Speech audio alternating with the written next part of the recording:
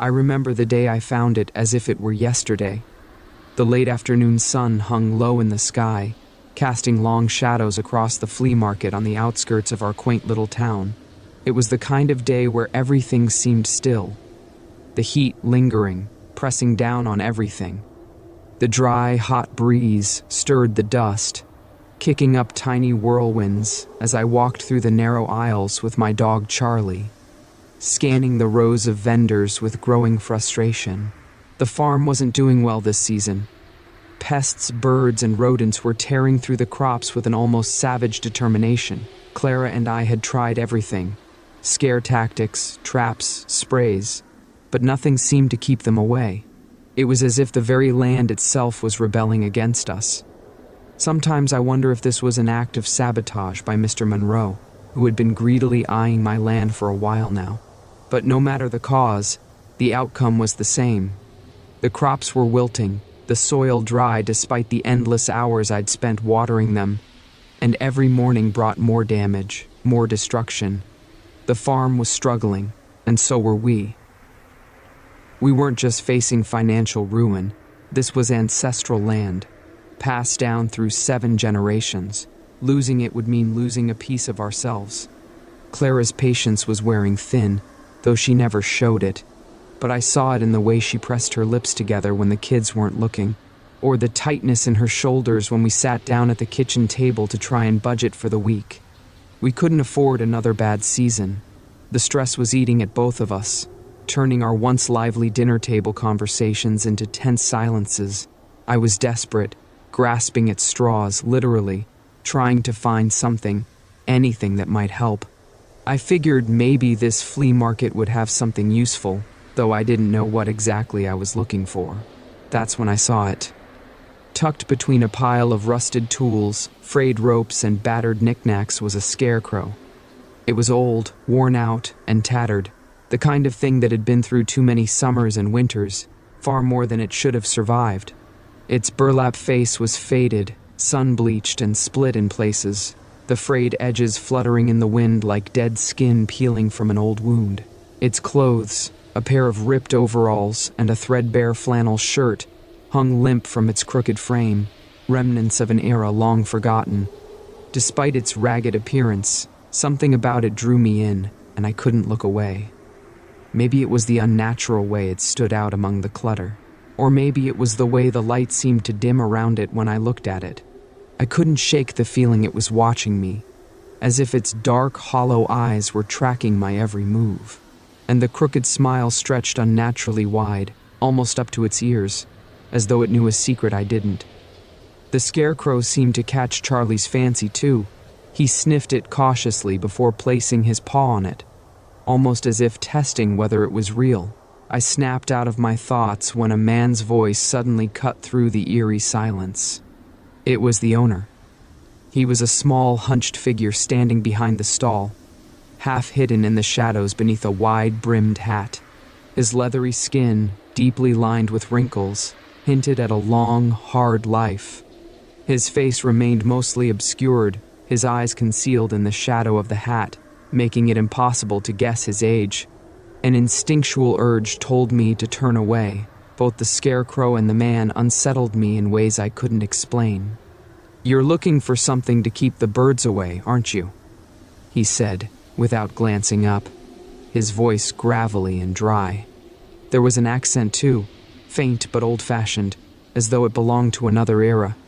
I blinked, startled by his accuracy. How could he know? I thought to myself. I nodded slowly, unsure of what to say, my mouth suddenly dry. Then he looked up, meeting my gaze for a fleeting moment. "This here'll do the trick," he said, gesturing toward the scarecrow with a bony finger. "No birds, no rodents, no pests. You'll see." I hesitated, taking a closer look at the scarecrow. It looked as if it would fall apart if I so much as touched it. The wind tugged at its loose stitches, making them sway slightly, and I noticed a faint odor, musty, like damp earth mixed with decay. "Does it work?" I asked, my voice filled with skepticism. I didn't want to come off as too desperate, but I was. The man grinned, revealing a set of yellowed, uneven teeth. "It works," he said with an air of certainty that felt unsettling. "Better than you think. Just set it up in your field. It'll do the rest." My gut twisted with unease, and despite the creeping dread, I handed over the little cash I had left. The man took it without another word. I heaved the scarecrow into the bed of my truck, its hollow, straw-filled body thudding against the metal as I started my drive back to the farm. When I got home, the sun was setting, casting an orange hue across the farm. I glanced toward the house, where the warm light of the kitchen spilled through the windows. Clara was inside, cooking dinner, while the kids helped her set the table. The smell of roasting chicken wafted into the air. Charlie and I were immediately greeted by Sir Sunrise, a rooster, who quietly came and perched himself on the back of the truck as I parked near the front porch. He observed in silence as I unloaded the scarecrow. Sir Sunrise earned his name from my 8-year-old son, Luke, thanks to his remarkable habit of crowing at exactly 6 a.m. every morning. It didn't matter if it was pouring rain, the middle of winter, or a cloudy morning when the sun didn't show. He always knew when it was time. He'd march up and down the porch, his triumphant cock-a-doodle-doo echoing for a full minute, ensuring the entire Smith household woke to his call. Oddly enough, that was the only time he ever crowed, even though he spent the rest of the day busily wandering the farm. Even stranger was the quiet, almost unspoken friendship he shared with Charlie. The two seemed to enjoy each other's company in a way that always surprised me. I hoisted the scarecrow onto my shoulders and made my way toward the field.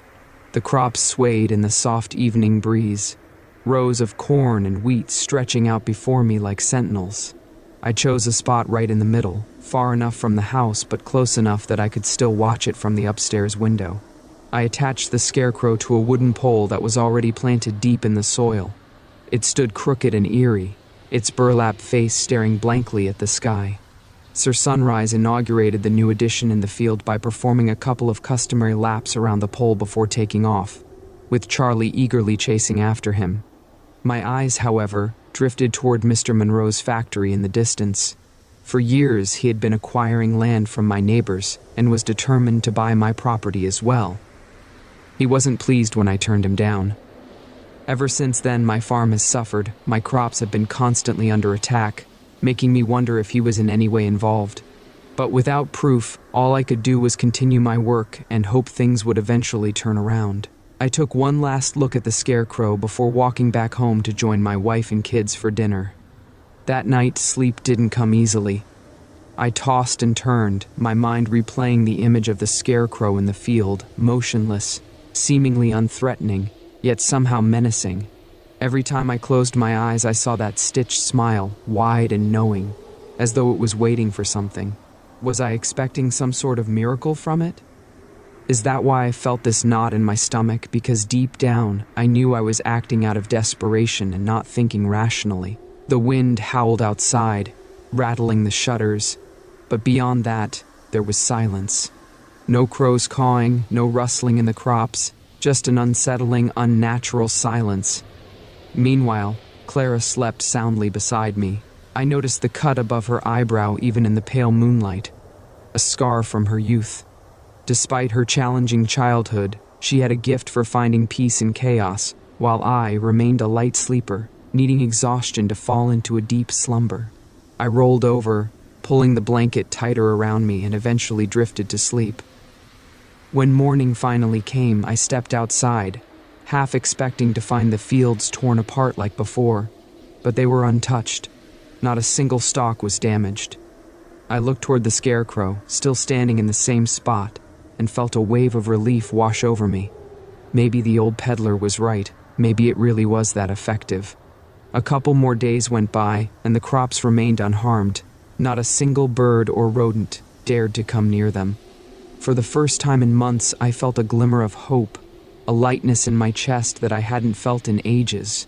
I didn't fully understand how a scarecrow could make such a difference. The results defied logic, but I wasn't about to question it now. Clara noticed the shift in my mood too and began to believe again herself. She watched our children, Emma and Luke, play among the crops, their laughter ringing through the air like music after a long silence. It was as if the scarecrow had brought back more than just safety for the crops. It had brought back hope. But on the fourth night, things began to take a strange turn. I woke up in the dead of night to the sound of Sir Sunrise crowing, loud, persistent, and completely out of character. He was never one to crow at night. His routine was always the same, like clockwork at 6 a.m. My body, heavy with sleep, resisted the urge to get up. I waited, hoping he'd stop, but Sir Sunrise kept going, his calls growing louder, more driven. With a groan, I dragged myself out of bed and stumbled toward the window, expecting to see him perched where he usually roosted. But instead, Sir Sunrise was on the front porch, pacing back and forth, his head bobbing furiously, crowing as if the morning sun was already shining. But the thing that made my stomach lurch wasn't him. It was the moon. It hung in the sky, casting a pale glow over the fields. The crops swayed gently in the breeze, bathed in a strange coppery light. It was only then that I realized it wasn't just any moon. It was a total lunar eclipse. The blood moon hung above, eerie and red, painting the field in a haunting glow. But what I saw next stopped me cold. The scarecrow, it wasn't where I had left it. For a moment, I just stood there, blinking, my tired mind scrambling to make sense of what I was seeing. I rubbed my eyes, squinted, even stepped closer to the window. But no matter how much I tried to rationalize it, there it was, standing at the far end of the field, a place I had never placed it. My heart pounded in my chest. Who could have moved it? And why? Was it some prank? But who would come all the way out here in the middle of the night just for that? My thoughts raced, reaching for logical explanations that didn't quite add up. Maybe it was just my groggy, sleep-deprived brain playing tricks on me. The moonlight, the shadows, it could have easily created an illusion. Or maybe it was the wind, somehow shifting the scarecrow's position. Scarecrows were light, after all. It could have been anything, right? I shook my head, telling myself it didn't matter. I could fix it in the morning. Still unsettled, I forced myself back to bed, but sleep didn't come easily. My dreams were strange, fragmented, filled with shadowy figures moving through the fields. As the first light of dawn crept over the horizon, I got out of bed, hoping to shake off the strange feeling from the night before. To my relief, when I looked out the window, the scarecrow was back in its original spot. I sighed, feeling a wave of calm wash over me, but only for a fleeting moment, because when my gaze swept across the field, something caught my eye, and it made my stomach drop. A flock of crows were circling low over a patch of land near the edge of the field, the very spot where I had seen the scarecrow standing the night before. I felt a chill crawl down my spine. This was never going to be good news. Without hesitation, I bolted out of the house and raced toward the spot where the birds hovered, their dark wings cutting through the sky like a bad omen. The birds flew away when I reached the area, but what I saw made me momentarily speechless. Scattered among the crops were dead animals, birds, rodents, frogs, and other small creatures. They weren't just randomly lying there either. Their bodies were arranged in peculiar, almost ritualistic patterns. Circles, spirals, rows, shapes that made my skin crawl. And the worst part? Straw. Pieces of straw, like the kind stuffed inside the scarecrow, were strewn around the animals, as if linking them to the figure that now loomed in the field. I knelt down, my fingers brushing over the straw. At first, I wanted to believe it was a predator, some animal playing tricks, a fox or wild dog arranging its kills. But that thought quickly crumbled. The arrangement of the bodies was too precise, too deliberate. It felt wrong. Could this be Mr. Monroe's doing? Another twisted attempt by him to sabotage my farm? Before I could even finish the thought, Clara's voice echoed across the field, her tone sounding nervous and urgent. I looked up and saw her in the distance, standing on the front porch, her posture tense as though trying to intervene before something happened. But the thick rows of crops blocked my view, making it impossible to see what had her so panicked. I set off again, this time heading back toward the entrance of my own house. As I got closer, the menacing growl of Charlie pierced the air. When I pushed through the last of the crops, I saw him engaged in a tense standoff, his fur matted and streaked with blood, growling fiercely at Sir Sunrise. The rooster was badly injured, his feathers in disarray and blood dripping onto the ground. He wobbled, struggling to stay upright, yet remained defiant, determined to hold his ground in the fight. But Charlie wasn't finished. Before I could intervene, he lunged at the rooster, clamping down on his throat with his teeth. With a violent shake of his head, I heard the sickening snap of bone. Charlie finally released him, and the lifeless body dropped to the ground. Horror washed over me as blood pooled around the carcass. Charlie cleared his throat a couple of times, and in slow motion I saw him extend his tongue, licking the blood clean off the floor in one swift motion.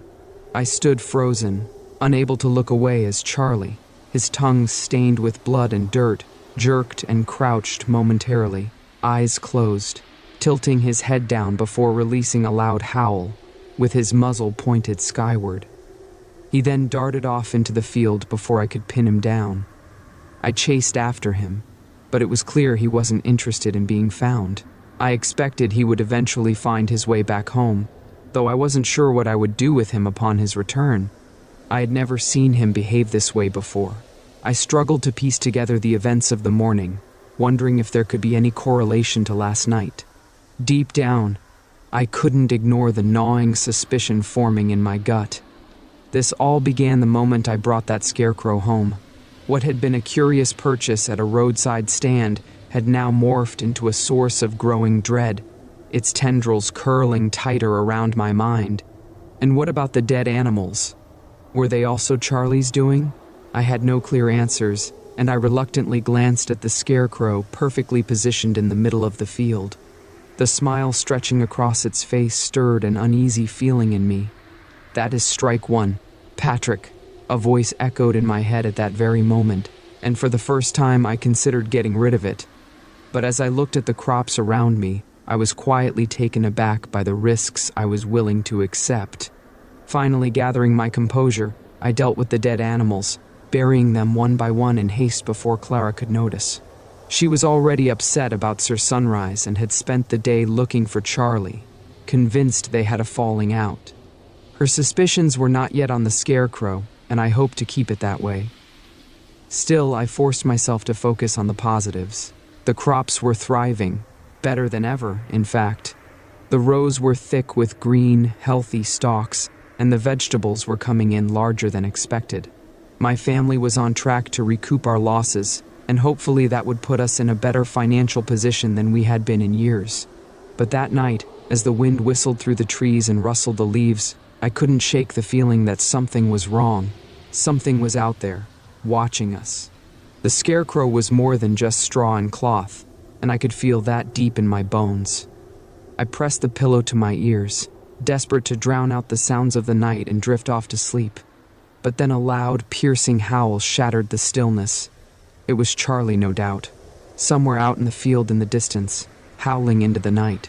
Somehow, I eventually succumbed to exhaustion and drifted off to sleep. But I was jolted awake by my daughter Emma's urgent voice calling for me. "Dad, come quick." Her frantic tones sliced through the morning calm like a knife, pulling me from my dreams. Heart racing, I scrambled out of bed and rushed outside. The sun was just beginning to rise, casting a pale light across the farm. I spotted Emma near the edge of the field, crouched next to Charlie. A wave of dread washed over me as I approached. There lay Charlie, lifeless and caked in mud, his front paws badly bruised and the flesh peeled back, exposing the jutting bones. It was clear he had been digging with a frantic desperation and eventually died from the sheer exhaustion. Next to him was a mound of sand, the grave where Sir Sunrise had been buried. Emma looked up at me, tears streaming down her face. "I don't know what happened, Dad. I found him like this." The horror of the scene settled over me, a chilling weight in my chest. Clara soon joined us, and we decided to bury Charlie with Sir Sunrise since they were pals after all. Once everybody went back inside, I ventured into the field, holding a shovel in my hand, wondering what else I might uncover. As I walked through the field, I noticed small mounds of earth scattered around, like hastily made burial sites. It was all too clear now what Charlie had been doing throughout the night. With a shovel, I dug into one of the mounds and uncovered a dead pigeon. Another revealed a large rodent. The field was littered with these makeshift graves, and I couldn't even guess how many there were. When I turned, my stomach clenched. Luke was standing there, his face pale, eyes wide with fear. "What's going on, Dad?" he asked, his voice trembling with confusion as he looked around. I forced a smile, kneeling down and placing my hands gently on his shoulders. "Nothing to worry about, buddy," I said, keeping my tone calm. "Charlie was just being Charlie. We'll take care of it." For the next 15 minutes I tried to reassure him, telling him he had to be strong, that growing up meant taking responsibility and knowing when to keep things to himself. "You're a man now," I said, "and sometimes we do what we have to protect the family. Don't mention this to Clara or Emma, okay? They're already worried enough."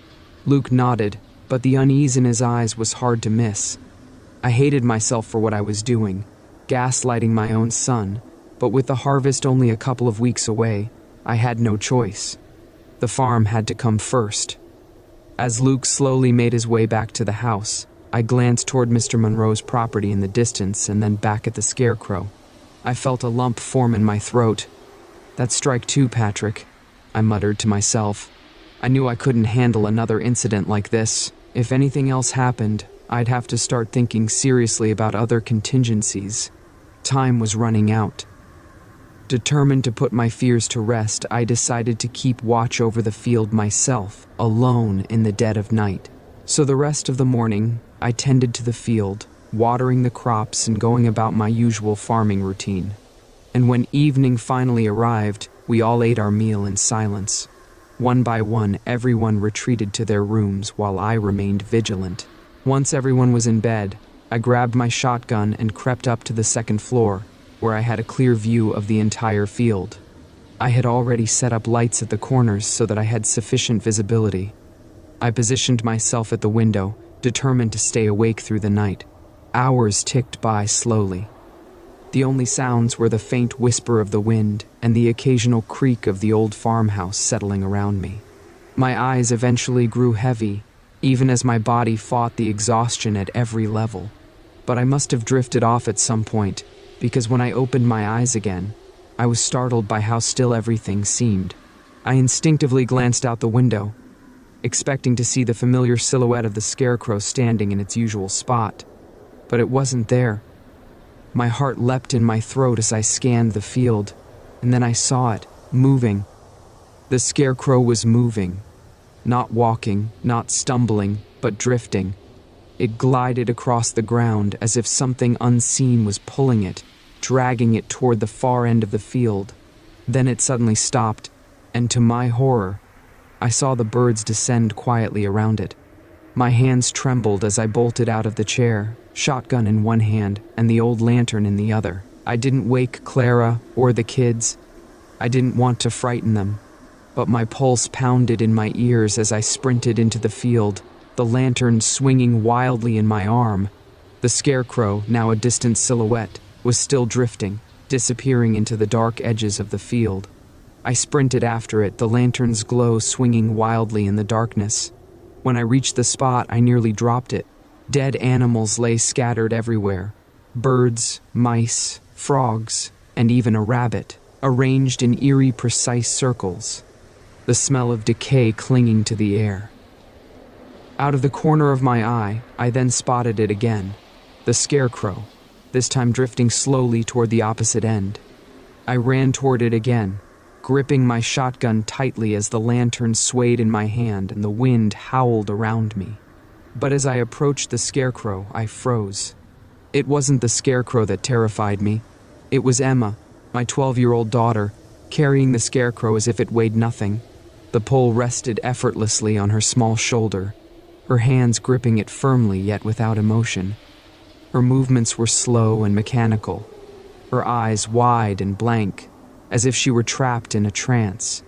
Behind her, Luke knelt in the dirt, his small hands stained with blood.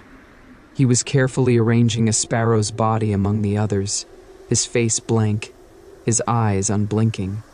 With a firm grip, he squeezed another rat's neck until it went limp, then placed it on the ground, completing a circle of dead animals. A wave of dread rose in my chest as I choked out a call, my voice thick with fear. "Emma! Luke, what are you doing?" They didn't respond. They didn't even flinch. Emma kept walking, gripping the pole attached to the scarecrow and moving forward. Luke silently followed behind her. Then Emma suddenly stopped. She raised the scarecrow and pointed it westward. And from the shadows, animals suddenly emerged. Birds swooped down from the trees, rodents scurried out of the soil, and insects crawled from every crevice, all of them moving toward the scarecrow with eerie obedience. I could only watch in horror as Luke picked up a rock and began smashing the animals one by one. Each brutal strike was met with a sickening thud, and yet none of the creatures moved. They remained rooted to their spots, oblivious to the carnage unfolding around them. The air felt thick with something sinister, something beyond my understanding. My chest tightened as I staggered back, gasping for air. This wasn't real. It couldn't be real. Then Luke bent down, grabbed a dead rodent from the ground, and sank his teeth into it.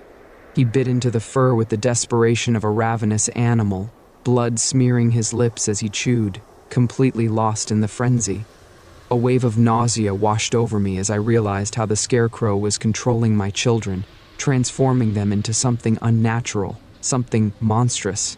A torrent of anger erupted inside me, every cell in my body pulsing with raw fury. My hands shook, but my mind was suddenly clear. I knew exactly what I had to do.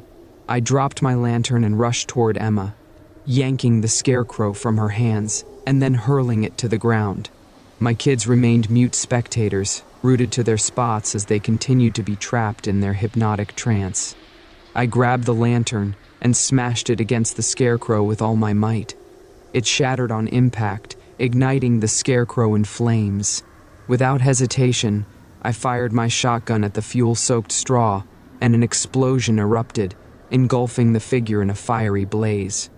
Emma blinked for the first time, as if suddenly waking from a dream, confused about how she had ended up in the middle of the field. My son Luke stared down at his blood-stained hands, clutching the dead rat. Horror washed over his face, his lip trembling as he met my eyes. "I didn't mean to, Daddy. I didn't mean to," he sobbed, wiping the blood from his mouth with the back of his hand. I dropped to my knees, pulling both of them into my arms as the fire crackled and roared, the acrid smell of burning straw filling the air. Through the flames, I watched a shadowy figure emerge, its silhouette shaped like a man, writhing and twisting, struggling to break free. For a fleeting moment, it seemed almost alive, thrashing in a desperate attempt to escape the flames. But the fires consumed him, pulling him deeper into the inferno until, at last, he vanished. I closed my eyes briefly, using the moment to utter a silent prayer to the Lord, hugging my children tighter, grateful that it was finally behind us. Together, we slowly walked back to the house, each step laden with the weight of what had just transpired. Just as we were about to enter the house, Clara opened the door, worry etched across her face. She had woken up sensing something was wrong, and when she found us missing, fear gripped her. As we stepped inside, she wrapped us in a warm embrace. I immediately felt a sense of relief, hoping that this whole nightmare was finally behind us. Over the next few weeks, my crops flourished, yielding a harvest that far exceeded my expectations. We were pulled back from the brink of financial ruin, but it came at a cost. Both Emma and Luke suffered from relentless nightmares, waking up screaming in the night, and it would be months before they could fully recover. I too struggled with sleep, waking in the dead of night, drenched in sweat, haunted by the memory of the scarecrow. "It's gone," I kept telling myself. "The scarecrow is gone." And every night, I prayed that it would stay that way.